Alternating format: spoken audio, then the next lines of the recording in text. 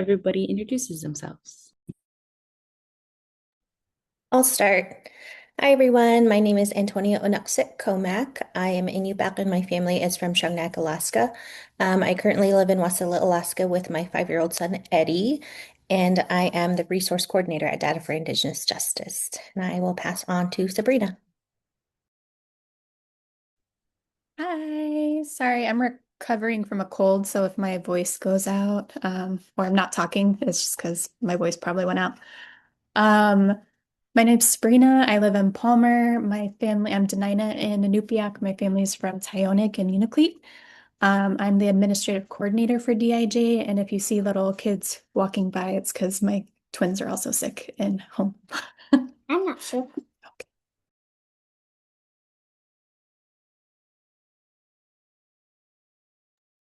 Hi, folks. My name is Makamantur Paki. I'm also with Data for Indigenous Justice. I do communications for DIJ, and I'll post some links and try to share it in the chat or in the Q&A. So you could check out our YouTube where this recording will be posted, as well as check out our newsletter. Hi, twins. Shishidash Iji Tatiana Tiknor Ishlanchi Dinina Tlinket Degatan Ishlanchida. This is me. This is who I am. I'm Tatiana Tiknor. I'm Dinina Tlinket and Degatan. And I was born and raised here in Anchorage, and I'm the program coordinator for Data for Indigenous Justice. So, chin on everybody. Now it's my pleasure to introduce Dr. Mike Livingston. He's an amazing mentor to all of us at DIJ. And he will be sharing about a part of Alaska's history through a young Unanga person's life, Benny Benson. Well known for designing our Alaska state flag, his life also tells us about the ways historical and ongoing racism led to violence against Alaska Native people, as well as the attempts to erasure these. These are important systemic issues to understand that directly impact MMIP. So thank you, Dr. Livingston, for sharing your research and knowledge with us. Now I'll hand it over to him. Thanks, Tatiana. Are you able to see my screen? Yes, we can see it, Mike. Thanks, Antonia. And thanks, DIJ, for having me present. I really appreciate the opportunity to share some of the information I've learned. So the title of my presentation is Benny Benson, Alaska's 7th grade superhero. Ong ikiak asaf the cooking, adamagan ilanakak the cooking, then aina umilun tanagi cooking. So hello, my name is Michael Livingston. I was raised in Cold Bay. I live and work on Dena'ina land. This presentation in 1927, during the contest, things can be good, bad, or ugly. Things got really ugly in 1927, but in ugliness, we can find beauty and strength and rise above. I'm going to be talking about things such as the KKK, the Ku Klux Klan. There'll be images of burning crosses, a brief viewing of the film, The Birth of the Nation. There's always help that's available through 988. Really important words that you're going to hear in this presentation. If you are hurt by racism, talk to someone. If you could do me a favor and please hold your questions until I've finished. There's 4 areas that I'm going to cover very quickly. And also don't worry about writing everything down. I'll package up my PowerPoint and as a PDF and send it to Tatiana if you'd like a copy of it. So the first part is background information and then information about Benny Benson. I'm going to focus on the 3 judges in Seward, as well as a smear campaign that was launched against the 7th grade boy, and talk about crimes against Benny, and then finally talk about findings. A few caveats. I'm going to use AI, artificial intelligence, in my presentation. The opinions are my own. Any errors are my own. I'm here as a private citizen, not associated with any organization. I did tone down some of the harsh language that I bumped into during my research. Even if you've listened to my presentation before, I encourage you to be attentive. You might learn things that you didn't hear before. In the olden days, when an elder was speaking, the youth would listen attentively to the story, even if they'd heard it 100 times. So this is the real beginning of my presentation, Benny Benson versus the KKK, the Ku Klux Klan, Alaska's 7th grade superhero. The image to the left shows Benny being strong, and behind him is an image kind of portraying the KKK. I'm really happy and excited to present to you. Every time I present about Benny Benson, I learn something new. Earlier this year, 2 high school students who were working on the National History Day program asked me if I read the part about the KKK, and I had completely missed it. So I was real happy to learn about that, to learn more about Benny. When I hear things, I research them and see if I can find whether or not they're true. Benny Benson was an incredible 7th grade student. He took on racism, took on the KKK, and he won. If you're Alaska Native, you may be related to Benny Benson. If you're Scandinavian, you might also be related to Benny. His mother was Tatiana Dushkin. His grandson just recently uploaded his DNA to Ancestry.com, and he's already found relationships, relatives in Anchorage. One goal I have is to find more relatives related to Benny before the 100-year anniversary on July 9th, 2027. This map will show you some of the places I'm going to be talking about, mostly the Aleutian Islands, particularly Unalaska, but I'll also mention Atka Island and Amlia Island. The origin of the Onawa people is the Islands of the Four Mountains.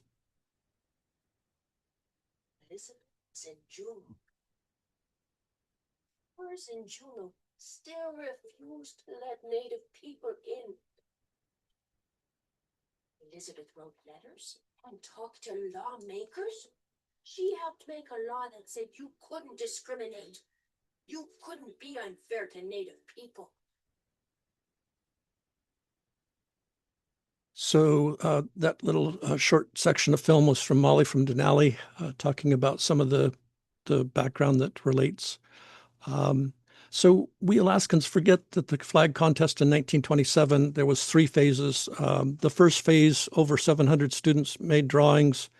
That number was whittled down to 142. And then from 142, that number was whittled down to 1. And in these one phase of the contest, Benny was living in Seward at the time, and the judges in Seward only gave Benny 3rd place. Benny was very dark-skinned, and in 1927, dark-skinned Alaska Native people were looked down upon. So my research questions is, did Benny Benson's dark skin affect the vote in Seward? And did the KKK play a role in the judges' vote in Seward? Additional questions from a positive perspective. Did Benny's cultural heritage provide him strength to stay in the contest? And maybe more importantly, what can we do before the 100-year anniversary on July 9th, 2027 to try to right some of the wrongs against Benny as we move towards reconciliation and healing?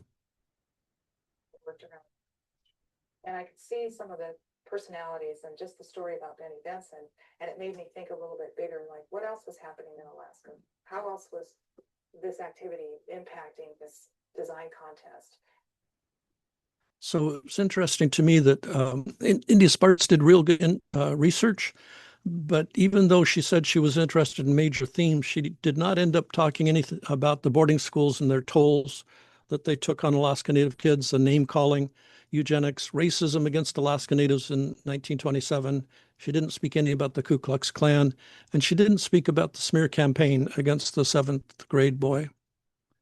A little bit of my family history. My mother, Anna, was dark-skinned, and when she grew up in Alaska in a KKK town, there was bombings and cross burnings. And as a child, she was called a derogatory term. She ended up moving thousands of miles away from that town and married a white man and knitted hats to raise money to help build the medical clinic that's named after my mom in Cold Bay.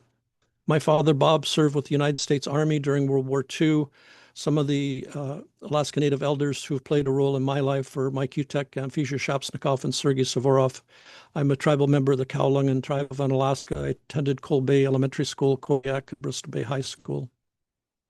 Just a little bit about my background. I've served in Alaska for 28 years as a police officer in several rural communities, as well as in Anchorage. Most of my time was in patrol, but I also served as a detective in the Crimes Against Children Unit, the Major Crimes Unit. I've been a victim of several crimes, including 3 attempted homicides.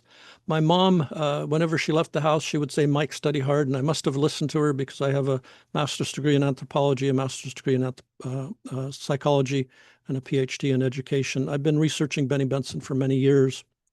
As a child growing up, I was extremely shy. The thought of speaking before a group of people was terrifying to me. My first year of high school, a lady named Amphisia Shapsnikoff traveled from Alaska to Anchorage to Kodiak to teach us how to weave Aleut baskets. And we started to learn Aleut values.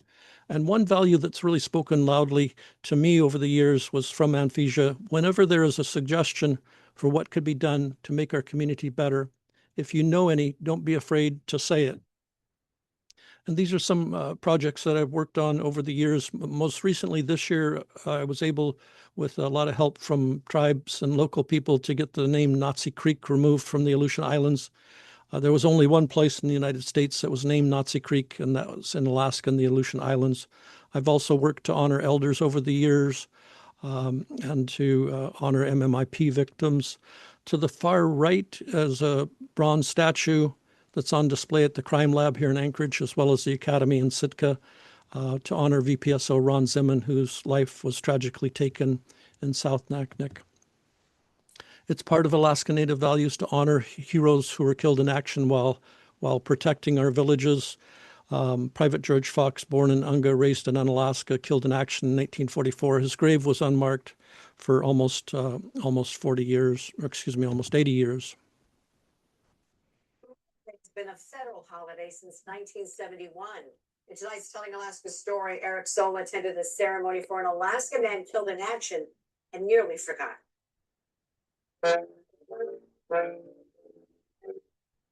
It's a day of flowers. I stand with you as we honor the heroic legacies of service members. A day of speeches. We also take a moment to thank those who are now serving. A day we pause to remember.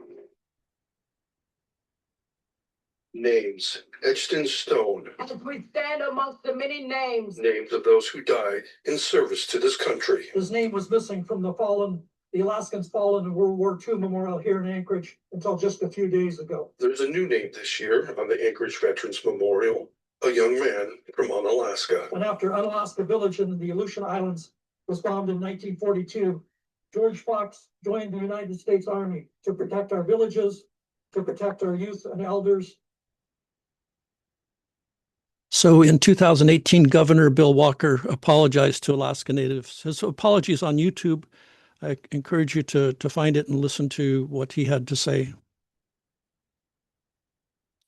As the 11th state of Alaska, I apologize to you, Alaska's first people, for the wrongs that you have endured for generations. For being forced into boarding schools, I apologize. For forced to abandon your native language and adopt a foreign one, I apologize. For erasing your history, I apologize. For the generational and historical trauma you have suffered, I apologize.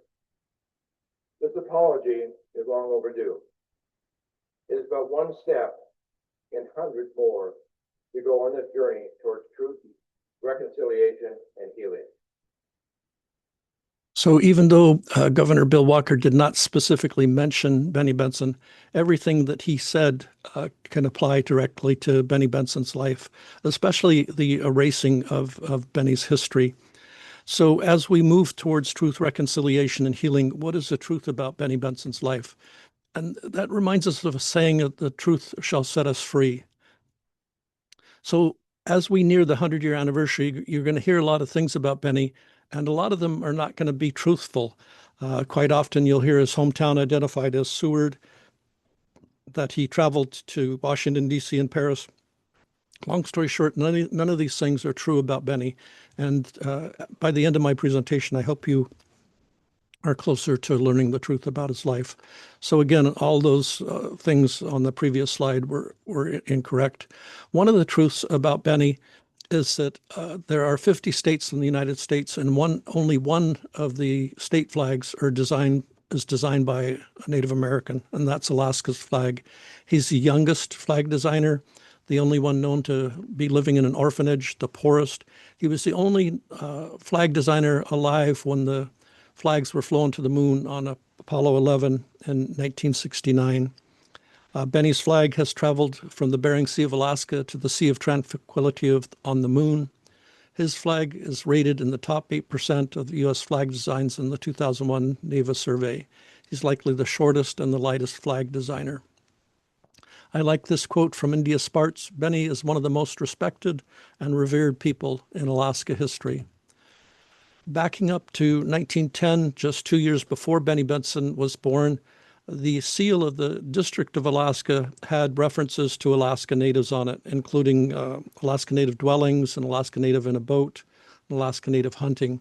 The governor of Alaska erased those images from about Alaska Natives from the seal of the state of Alaska.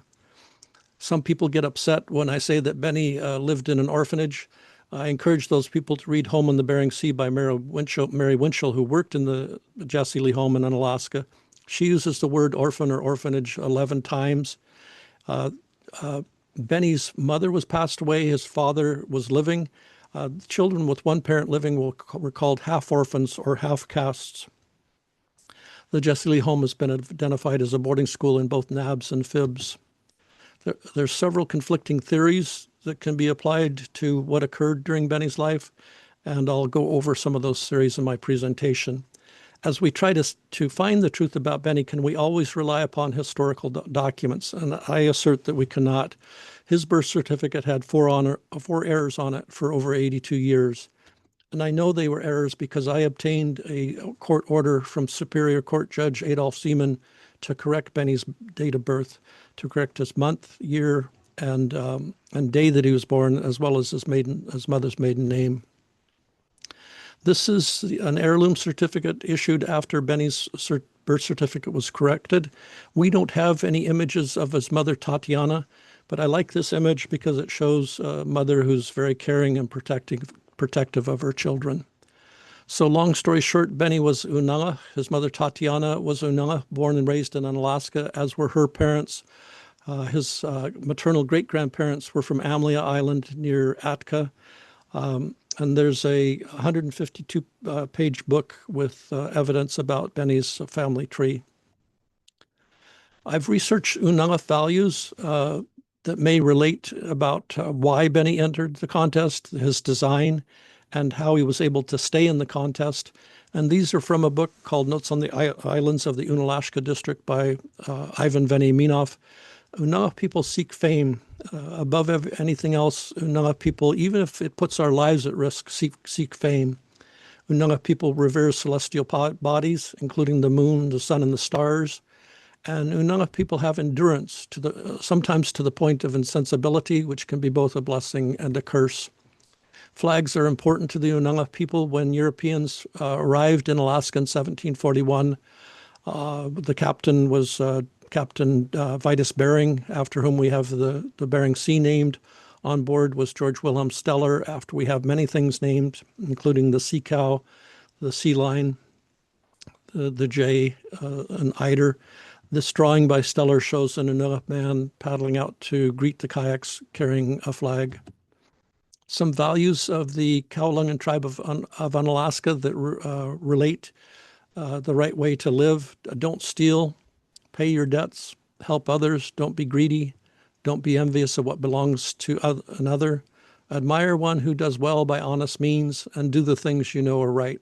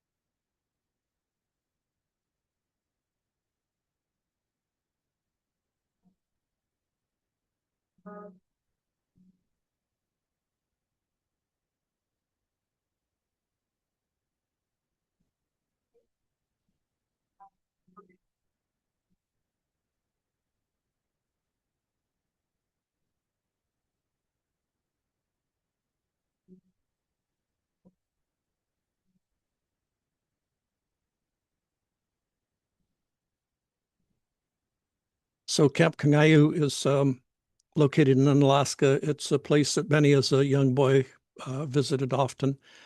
From Kodiak Island, we have scholar Dr. Gordon Puller, who noted that there's fundamental differences in worldviews between Alaska Native people and European people, important concepts about time, death, and respect. The ancestors are people, living entities that are still with us today, even though they may have passed away dozens or hundreds of years ago. There are additional concepts in the Alaska Native culture. If you target the creations, you're targeting the creator, even if those people have passed away a long time ago. The boarding school program in the United States was founded by Brigadier General Richard Henry Pratt. He was the founder of Carlisle Indian School in Pennsylvania. And he made a pretty famous speech, June 23rd, 1892. He quoted President of the United States, Jefferson, who talked about segregating, degrading, and destroying Native American people, and saying words to the effect of the Indian race should not be around anymore. Over 10,500 students went through the Carlisle Indian School, including students from Alaska, from a total of 140 tribes across the nation. Out of those, only 158 graduated. A concept that was popular in both Europe and North America in the 1800s and late 1900s was eugenics, which basically asserted that through selective breeding, a better human race could be created that are more intelligent, less lazy, less likely to be engaged in criminal behavior, and stronger. Long story short, eugenics proved to not be a working theory. It's interesting to note that Benny Benson's school teacher, Myrtle Hatton, was a strong believer in eugenics, and she believed that she could achieve eugenics in one generation. So imagine the incredible pressure on a 4-year-old child in his lifetime to transition from being Alaska Native to being white in only one generation.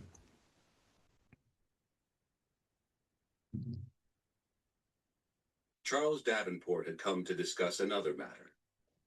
Galton's work on heredity. Francis Galton was a great quantifier. He liked to quantify height, hair color, what's the chest size of an average man? What is the thigh length of an average man? Even things like intelligence. Galton had a theory that talent, as he called it, what we would call intelligence, seemed to run in families. And so it quickly occurred to him, if we can get people with high talent to mate with each other, prevent people with low talent from mating with each other, we will, within a few generations, create this race of supermen. Only 7 years before Benny was born, a book was published called The Klansman, an historical romance of the Ku Klux Klan that portrays Black people as being villains, portrays the white KKK people as being heroes, that asserts that the people of color are inferior. The darker the skin, the more inferior and the more threatening. Benny's early childhood was very chaotic. About 3 months before he was born, Nova Erupta, also known as the Katmai eruption, occurred. It went on for 3 days, the largest eruption of the century. Tragically, Benny's mother, Tatiana, passed away when he was age 3. Their family home burned down to the ground. And perhaps most tragically, the father, rather than deciding to raise the 3 children, put them on a ship and sent them over 500 miles away. Benny's older sister, Elizabeth, lived in Alaska for a short time, and then she was shipped all the way to Oregon, leaving Benny, age 3, and his younger brother, Carl, age 1, in Alaska at the Jesse Lee home. His father was either Swedish or Norwegian. I haven't been able to find out hardly any information about his father, where exactly he was from. He claimed he was not able to raise the children, yet he very quickly married a second young Aleut woman. He had enough funds to purchase a boat, 2 islands. He worked an additional 20 years. He fathered more children up to 20 years later. Benny did not get to see his sister for another 30 years. He saw her at 508 North Park in Mountain View in Anchorage, and tragically she passed away shortly afterwards. At the Jesse Lee home in Unalaska, Benny arrived in 1916 at age 4. And again, his mother, Tatiana, was born and raised in Unalaska, as were his parents. At the Jesse Lee home in Unalaska, Benny was very dark-skinned. He was darker than the Yupik kids and darker than the Nupiat kids. He was called names including Chocolate Drop, Donut. Donut means it's okay to be brown on the outside as long as you're white on the inside. He was called So Dark. The children at the Jesse Lee home were bullied about their race to the point of tears. Benny often sat outside alone by himself. In 1915, a film called The Birth of the Nation was published. It was based upon that book from 1905 called The Klansman. And again, it depicted people of color as being aggressive towards white women.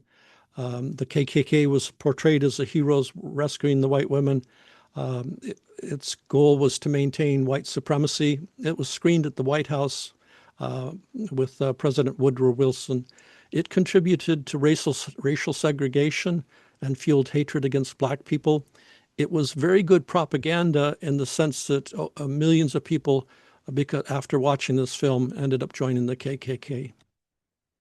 In 1916, when Benny arrived, he was given the name indentured number 217, and indentured is a fancy name for a slave. The film The Birth of the Nation aired in Seward at the Liberty Theater, and the newspaper article said it's too well known to need any special attention and that citizens in Seward are fortunate to be able to view the film. It was quite often portrayed as the eighth wonder of the world.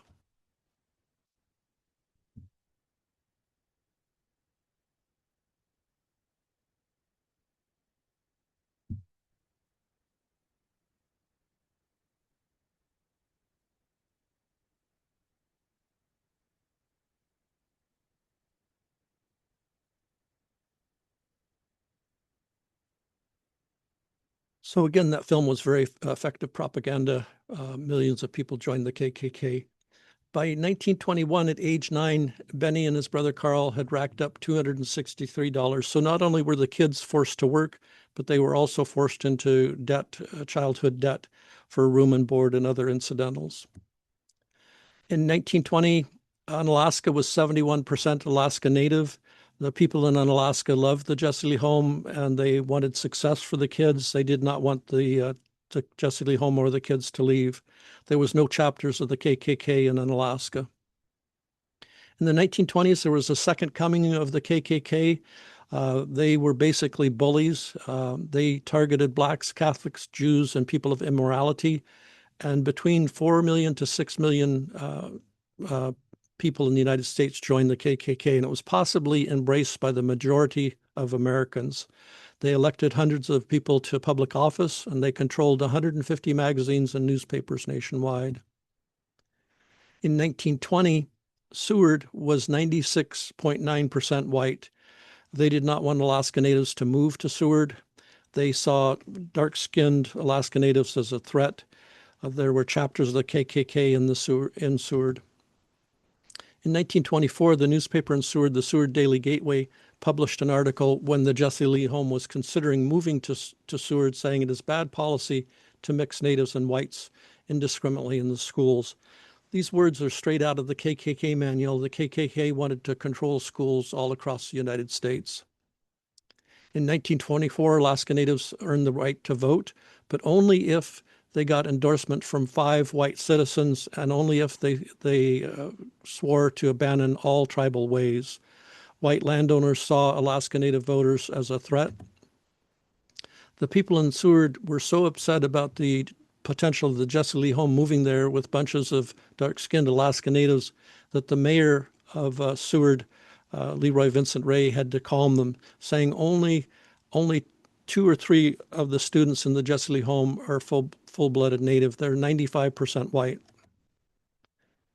On August 8, 1925, only 7 weeks before Benny arrived in Seward, there was a huge rally of the KKK in D.C. at the Capitol with over 4,000 KKK members participating in their white robes and their white hats. They were very politically powerful in 1925. On the 8th of August 1925, tens of thousands of Ku Klux Klan members took part in an enormous organized march through the streets of Washington, D.C. Although the original Ku Klux Klan had collapsed in the 1870s, by the middle of the 1920s, a new version of the organization had experienced a resurgence that saw at least 3 million Americans becoming members. Flags were important to the KKK. These are the stairs to the Capitol of the United States with a huge flag on display held by KKK members in their white robes and white hats. On August 15th, 1925, the KKK arrived in Seward, only 1 week after that huge rally in Washington, D.C., and only 7 weeks before Benny Benson arrived. By then, the KKK had established chapters in Ketchikan, Petersburg, Wrangell, Juneau, Haines, Skagway, Cordova, Kennecott, and Valdez.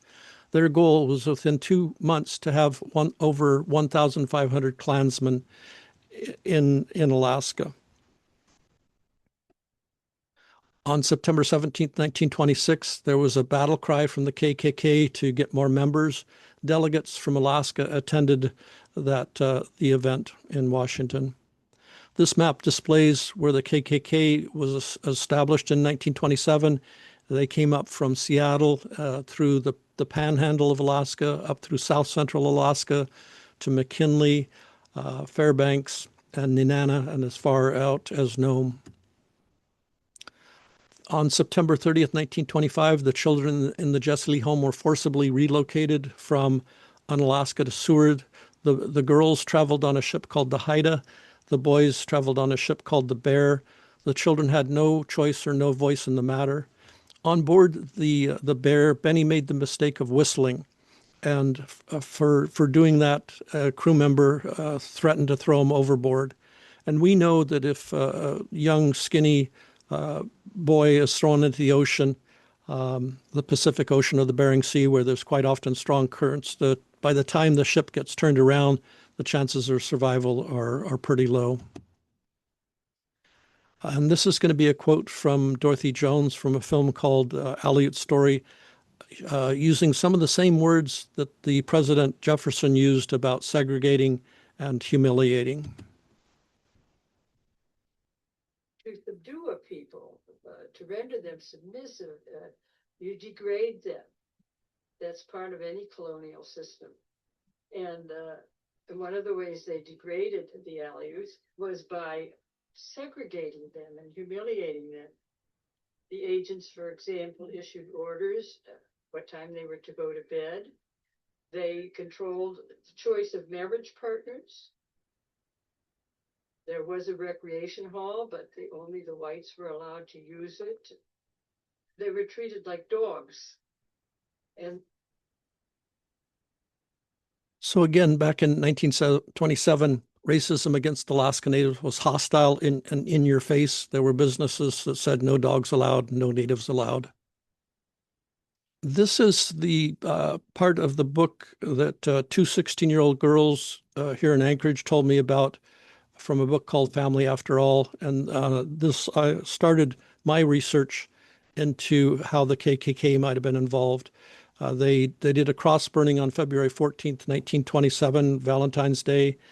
And it was the first evidence of the KKK activities in Seward that occurred after a performance at the Liberty Theater. As the people came out of the theater, they were shocked to see there was a burning cross at the head of 4th Avenue in downtown Seward. The American Legion sponsored the Alaska Flag Contest. The rules said that the students had to be in grade 7th through grade 12. So Benny, as a 7th grader, was the lowest level that was able to join. And naturally, you might think that a 7th grader has less artistic talent, less resources than a 12th grade student, especially if that 7th grader is in the native schools. The schools that were allowed to join were white schools, native schools, and private schools. Back in the American Legion today is a good organization, a civic organization, but back in 1927, many members of the American Legion also belonged to the KKK. There was a chapter called Mount McKinley Clan Number 1, and they donated money for flood relief funds.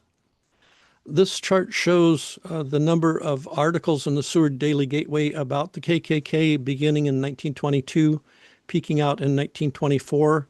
In 1924, there were 86 articles about the KKK with an average of 7 articles per month. The right part of the graph shows when Benny arrived with the articles still in the Seward Daily Gateway, and the tall blue shows when the contest began and ended. This is a quote from Myrtle Hatton, who again was Benny Benson's teacher. She said that only one boy, only one student who arrived at the Jessley home was not a heathen. And she said he's not a heathen because he knew how to kneel by his bed and to say a prayer. That boy was not Benny Benson. So Benny was amongst the children who were identified as heathens. And some of the synonyms for the word heathen include pagan, barbarian, savage, unintelligent, and so forth. The rules of the contest said that the children had to write on the back of it their names, their age, and their address. And from a name, the judges could see the gender of the student, their ethnicity, their social standing, and as well as whether or not they had any strong family connections. So 700 children submitted drawings. That number was whittled down in the villages or towns to 142. Out of those 142, the judges in Seward by unanimous vote selected Benny Benson's drawing. The Seward portion of the Juneau portion of the contest was fair and impartial in that on the backs of the drawings where the kids had written their names, that was covered by tape. And that tape was not removed until about 2000 by India Sparts. And so the judges in Juneau made their decision based upon the design and not the designer. And when Benny Benson's came out first place in Juneau, people asked, why did he only get third place in Seward if he was judged first place in Juneau? One person who stood up to defend Benny Benson was William Paul, a Tlingit attorney, who said that the judges, and I liked how William Paul put the word judges in quotes, they could not overlook the fact that Benny Benson was part Indian and swarthy. I had to look up the word swarthy. It means dark skin, black, wicked, dirty. It's a code word used by white slave owners when black servants were within earshot. So now the question is, who were the judges in Seward? And this newspaper article published in Seward on February 19th, 1927, identifies the judges and lists Benny as only the third place winner in Seward. There's a phrase in Alaska, ducks like ducks and geese like geese. Here's a synopsis of the 3 judges in Seward. They were born in New York, Colorado, and Massachusetts. Their average age was 46. Their occupations were with the United States Army and attorney. They were white male, white male, white male. Their age at passing totaled up to 239 years, with only 55 of those years lived in Alaska. So they lived in Alaska only 23% of their lives. They were buried in California, and Alaska. One of the judges lived in Alaska only 2 years, and that judge wrote derogatory articles about Alaska Natives. And that judge was Captain Ralph Guthrie, born in New York, age 45 at the time of the contest. He arrived in Alaska only 103 days before the contest. He was chosen to be a judge because he wrote articles for a nationwide magazine called The Poplar. If you take the time to chase down those articles, as I have, they were derogatory towards Native Americans. For example, he said a young white woman with blonde hair was worth $1 million, where an Alaska Native girl, age 15, was worth only $10.99. The question is, would you want this person to be serve as a judge in a contest in Alaska? He left Alaska shortly after the contest. He lived in Alaska only 2 years, yet he had the capability to influence Alaska history. Another judge was Aaron Rucker, born in Colorado, age 44 at the time of the contest, an attorney for the city of Seward, and perhaps more importantly, an editor for the Seward Daily Gateway. He returned to California shortly after the flag contest. The third judge was Leroy Vincent Ray, who was born in Massachusetts, an attorney. He moved to Alaska at age 29, age 49 at the time of the contest, a city attorney for the city of Seward. A couple rules about good flag design: keep it simple, use meaningful symbols, use 2 or 3 basic colors, no lettering and no state seals, be distinctive or be related. And this young man from New Mexico was going to say that same message again, but I really like how this young man from New Mexico speaks. You design a state flag. Maybe you would be creative with the design. Use bold, unique colors. Use historical symbolism, and just make it unique. Make it stand out among the rest to show the world what makes your state awesome. Or you could just put a boring coat of arms or seal on a blue background and call it a day. Believe it or not, about half of all U.S. states do this with their flag designs. Some states have great flags. New Mexico, Maryland, Texas, Tennessee, South Carolina, California, Hawaii, Alaska. There are some great state flags out there, but about half of them are unoriginal, boring, not creative at all. And the only way to tell them apart sometimes is to look really closely and try to read it to see if the name of the state's on there, which you can't do if the flag is flying in the breeze and it's flying on a flagpole and you have to see it from a distance.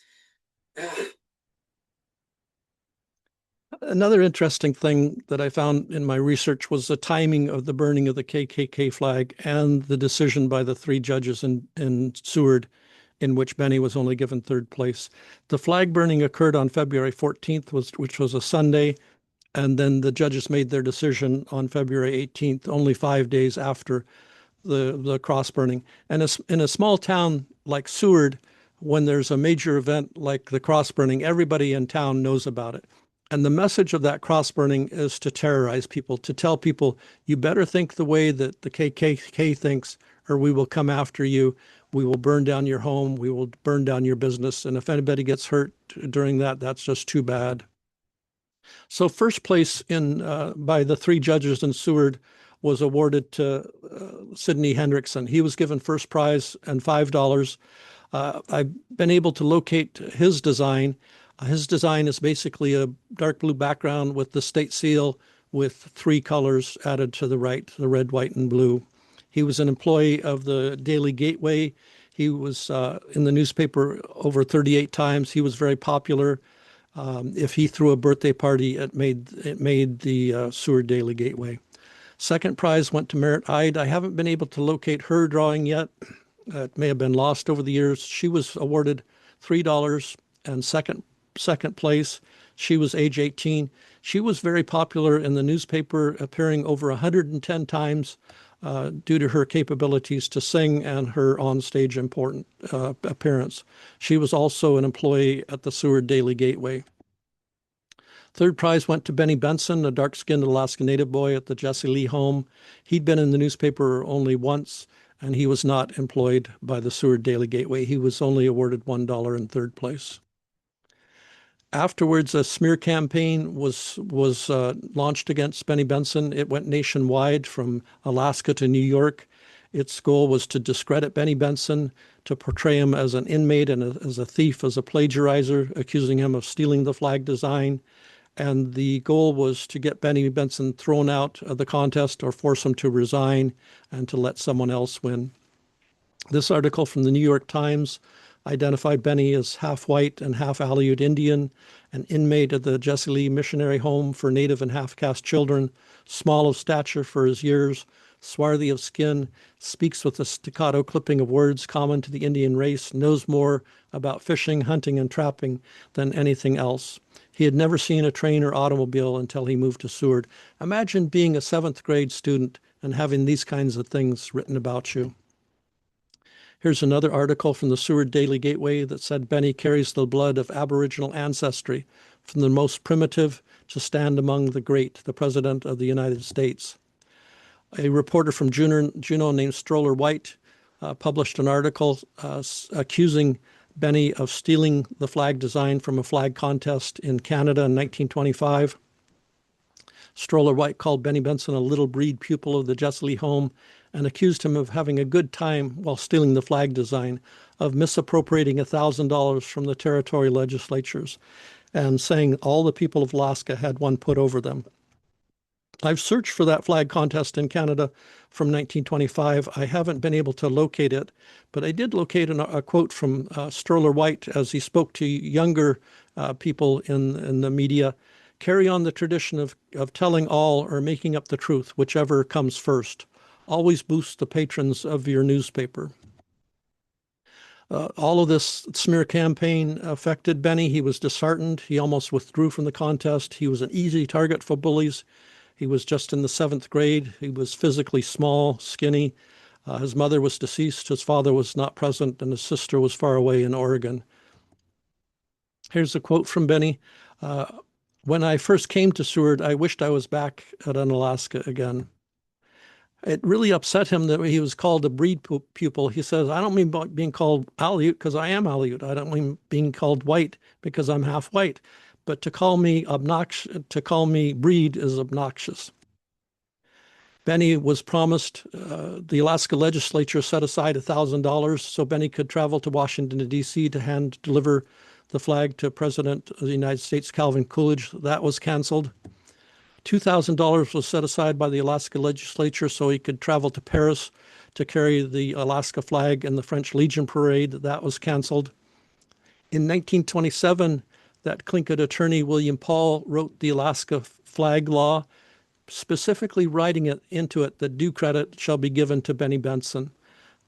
His name was in the law for a few years, but it was quickly erased. If you look at the Alaska flag law today, Benny Benson's name is erased. The students in the white school, the public school in Seward, passed around a petition to bar Alaska Native students, identifying them as inmates and wards, to not attend or enter the public school. It was signed by over 120 citizens and residents of Seward, as well as 4 members of the Seward City Council. In Juneau, there was a member of the Juneau government who was an exalted cyclops of the KKK. He worked as an accountant. And this newspaper article identified him as exalted cyclops, as well as other citizens of Juneau as the Clud, the Clad, the Clocken Chief, the Nighthawk, the Claylif, the Caligrap, and the Clerigo. The Alaska legislature put that $1,000 that Benny won in 1927 into an interest-bearing account. They did not give it to him until 1939. 12 years of interest had accrued, a total of $335.85. That money was Benny Benson's money, but instead the Alaska legislature kept that money. And one of my questions is whether or not the exalted Cyclops KKK played a role in that financial decision. The $2,000 that was set aside for Benny to travel to Paris disappeared. And again, did the exalted Cyclops KKK member play a role in that $2,000 disappearing? Simple interest, 3% on that amount of money between the 100 years, 1927 to 2027, is $8,000. Compounded at 5% would be $263,000. After it became clear that Benny was not going to withdraw or that he was not going to be discredited, some people in Seward changed the tune. They now said that Benny Benson's their friend and that his hometown is Seward. His hometown is not Seward. His hometown is Unalaska. And Seward is now the birthplace of the Alaska flag. There are some disparities that are quite visible when you compare what happened with Benny as opposed to what happened to the woman who wrote the Alaska flag song. As of 2025, nothing has been copyrighted or trademarked to Benny Benson. As of 2025, the University of Alaska has not awarded Benny an honorary PhD. His name is erased from Alaska law and virtually erased from the State of Alaska Kids Corner, which is a really good location to showcase what Benny Benson as a kid did. Other websites have his name. They have a picture of him. They point out that he was only a 7th grader, that he was age 14. But none of this is portrayed on the State of Alaska Kids Corner. If you look at the blue flag in the bottom right-hand corner, you might be able to see his name there. But only 40 words were on the Kids Corner about the Alaska flag and not one word about Benny Benson. You compare that to Marie Drake, her song, Alaska Flag Song, was quickly copyrighted in 1936. In 1959, she received an honorary PhD. Her name is in the Alaska law. In the Alaska Kids Corner, her name is mentioned twice, and 295 words are dedicated to the state flag song, as opposed to the only 40 awarded to the Benny Benson's portion, the Alaska flag portion. In 1963, by now, the state of Alaska acknowledged that Benny was ripped off in the 1920s and 1930s. The state of Alaska calculated that they owed Benny Benson $2,985. They rounded that up to $2,500. That's not rounding it up, that's rounding it down. That's ripping Benny off $485. This is money that he could have used. By this point in his life, his leg had been amputated. He had medical bills racking up, and he could have used that $485. As a point of reference, those nice flags that Benny handmade and signed, in 1 year, he only made $132.29 selling those flags. So again, Benny could have used that money, the $485. There's a lot of additional crimes committed against Benny. The gold watch was taken in a robbery in a Kodiak store. The flag, the Alaska flag that flew to the moon, was presented by the President of the United States to the Alaska governor and put in a museum here in Anchorage. That museum was set on fire by an arsonist in 1973.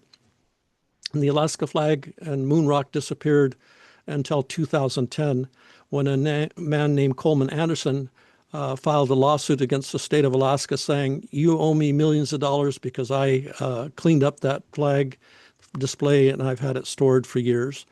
Coleman Anderson was a captain on the first season of The Deadliest Catch in Alaska. There's a law that says that the Alaska flag shall be displayed at Maine State Administration buildings in every schoolhouse during the school year. Quite often I see the United States flag displayed, but quite often I don't see the Alaska flag displayed. The next section is going to be a short clip about the Alaska flag, moon flag, and Alaska moon rocks being recovered. And turn it in the parking lot of the visitor center at the Johnson Space Center. The person that picked it up, Rebecca, texted this photo of it sitting on the front seat of her car. And she said, the Eagle has landed.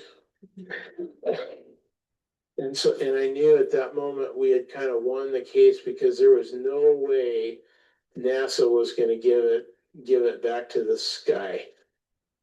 So on the 100-year anniversary, it'd be nice to invite the people in NASA that played a role, as well as Neil Slotnick and Steve Hendrickson from Juneau to participate in the 100-year anniversary. This picture is when the flag arrived at the airport police in Anchorage. So Benny Benson was a handsome young man. He was very strong.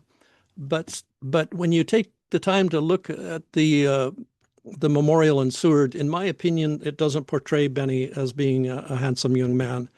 Here in Anchorage, the bronze plaque was not when he was age 14 when he designed the Alaska flag, but when he was age 45.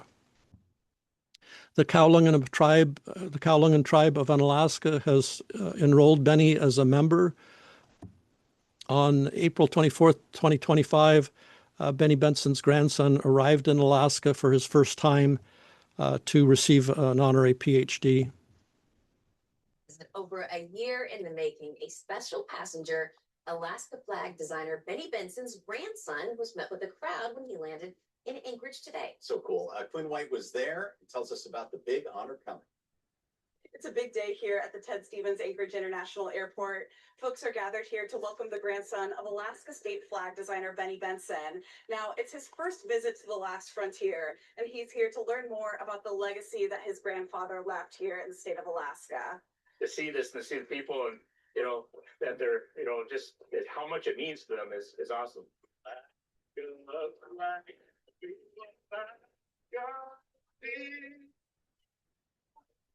After flying in from North Dakota, Darren Herman was met with renditions of the Alaska flag song and dancers from Atka Island.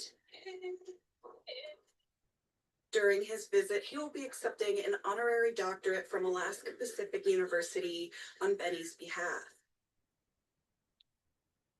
So Alaska Pacific University awarded a doctorate degree to Benny.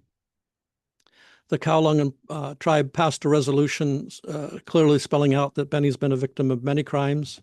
And this is a list of some of those crimes. Findings are that the dark tone of Benny's skin may have contributed to crimes he endured. The presence of the KKK in Seward might have influenced the judge's vote. Ununga values may have influenced the flag design, as well as Benny's decision to enter the contest and his strength to stay in the contest. He was strong. He was a good student, a good father, a good role model. Back up one slide. Some things that might have protected Benny if his design had been copyrighted or trademarked.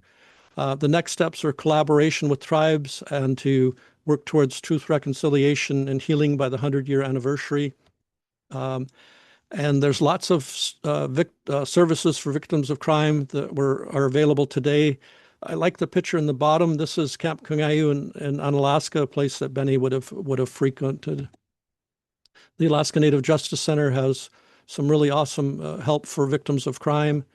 By July 9th, 2027, again, to move towards truth, reconciliation, and healing, and to put Benny Benson's name back in the Alaska flag law where it belongs.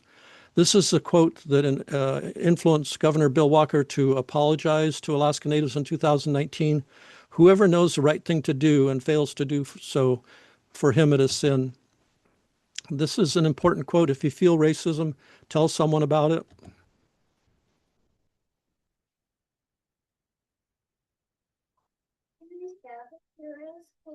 They said non-tourism tourists judging them for who they were, what they looked like. If you feel racism or you have been hurt by it, tell someone.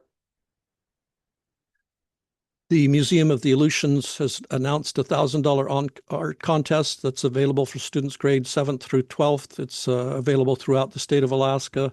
The winner will be announced next spring. Ending on some happy facts about Benny. He ran the Mount Marathon race and Seward came in second. He came in first in a pie eating contest. He was a professional boxer in Anchorage. He was the first person of color to be admitted to the Elks Club in Kodiak. And he sewed his dresses for his $2 in Kodiak. Mommy's got a brand new flag. When I see the flag of Alaska, it makes me feel happy because it reminds me I lived in a beautiful state. But back in 1927, we didn't even have a flag. So the people of Alaska said, hey, let's have a contest to decide what our flag should look like. Benny Benson, an Alaska native who was only 13 years old, looked up at the sky for inspiration. Benny's flag shows the 7 stars that make up the constellation Ursa Major, which means the Great Bear, an animal found all over Alaska. Oh, wow! And he added Polaris, the North Star, a twinkling tribute to our great land in the north. It was a simple, perfect design that totally makes you think about Alaska. Cool! Benny won the contest, and this became the official flag we all know and love. And it just makes me go, wow! If a kid like us can make history, we can do anything. The end. So I've created a recipe for Benny Benson ice cream that comes out in the shape of the Alaska flag, and I'll email that out. I've saved the best for last. It's going to be just a short clip of Benny shortly before he passed away. It's the only film I know that portrays Benny.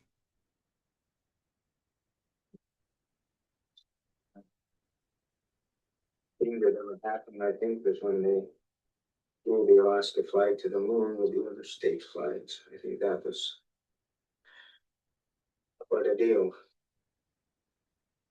So that ends my presentation. I'd like to say, Kagasakun, thank you for your attention. I appreciate the opportunity to present with you. And if we have time for questions or comments, I welcome them.